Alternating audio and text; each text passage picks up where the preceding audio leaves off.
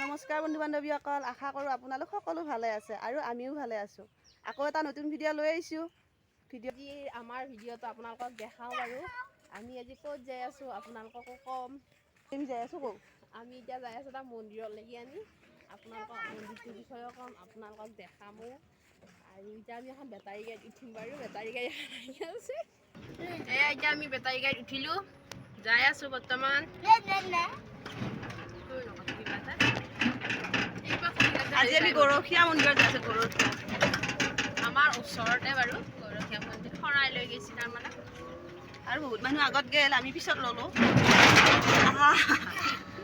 কি ঠেচকা, ৰাস্তাটো বহুত ধুনীয়া। আজি আমাৰ ৰাস্তাটো বহুত ধুনীয়া। ক'ৰ পৰা আহিছা দাদাহঁত? আহিলোঁ। বেটাৰী গাড়ীখন ক'ৰবাৰ পৰা আহি আছিল। আমি আহিলোঁ অলপ খোজ কাঢ়িব নালগাটো কৰিলোঁ। আমাৰ গাঁৱৰ পৰা এখন শৰাই লৈ গৈছে, আমাকো মাতিছে আৰু আমাৰ গাঁৱৰ মানুহবিলাক গৈছে। গাঁৱৰ মানুহবিলাক গ'ল, আমি দুটাহে ৰ'লোঁ, কিনিয়ে মই। গাহৰি পোৱালি গৰখীয়া মানে সাধাৰণতে যিয়ে গৰু চৰাই, অসমীয়া ভাষাত তাকে কোৱা হয়। কৃষ্ণইও গৰু চৰাইছিল। সেই গৰু চৰোৱা ঠাইবিলাক সাধাৰণতে হাবি থকা বা ওচৰত নদী থকা তেনেকুৱা হয়। সেই কথা তাৰমানে অনুসৰিয়ে আমাৰ গাঁৱৰ মানুহখিনিয়ে নদীটোৰ কাষত কৃষ্ণই গৰু চৰাই জিৰণি লোৱা ঠাই বুলি তাৰমানে এটা সৰুকৈ মন্দিৰ সাজিছিল আৰু সেই মন্দিৰটোৰ নাম তাৰমানে গৰখীয়া মন্দিৰ বুলি দিছিল। তাৰপিছত মানে এই কথা অনুসৰি তাতে প্ৰতি বছৰে জ্যেষ্ঠ পূজা পালন কৰা হয় কাতি মাহত। আৰু এয়া আমি মাথাউৰিটিৰ ওচৰ পাওঁ হৈছোঁ। আপোনালোকক বাৰু আমি মাথাউৰিটিও দেখাম। মাথাউৰিটিৰ কাষতে, ঠিক কাষতে মন্দিৰটো আপোনালোকক বাৰু দেখাই আছোঁ। এয়া আমি মাথাউৰিৰ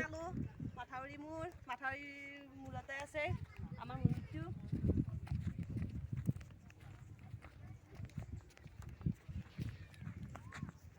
আহি পালোঁ। এয়া আমি আহি পালোঁ মন্দিৰ। মানুহবিলাক আহিছে। আমাৰ দেৰি হ'ল।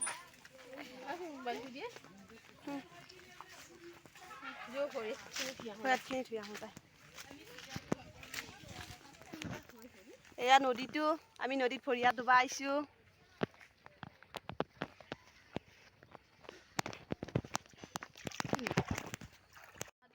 মন্দিৰটো বুলি এয়া নদী, আমি ভৰি ধুব আহিছোঁ। ভৰি হাত ধুই মন্দিৰৰ ভিতৰত সোমাম, আপোনালোকক বাৰু দেখাই আছোঁ।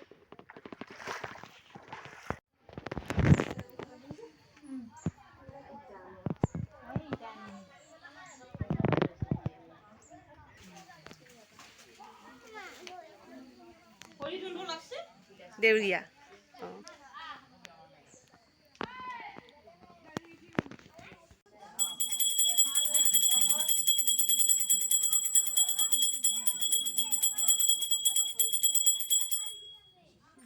দেউৰীয়াটো উঠিছিলে বাৰু, ঘণ্টা বজাই থকা।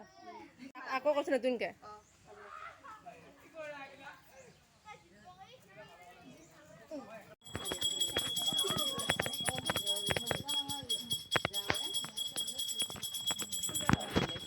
মাইনাই পাত দি আছে গাজি খাবা।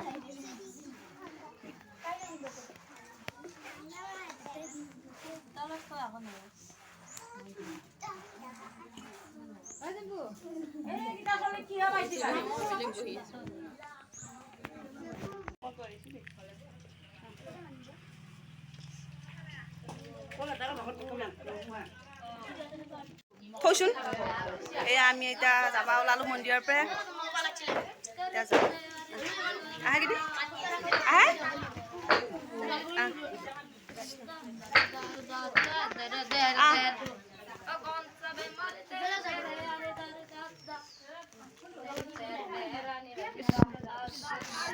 পাপা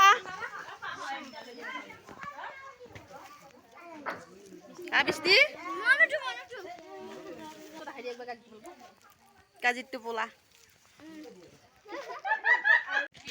এইটো নলাই গলে লগা বান্ধৱী এইটো এটা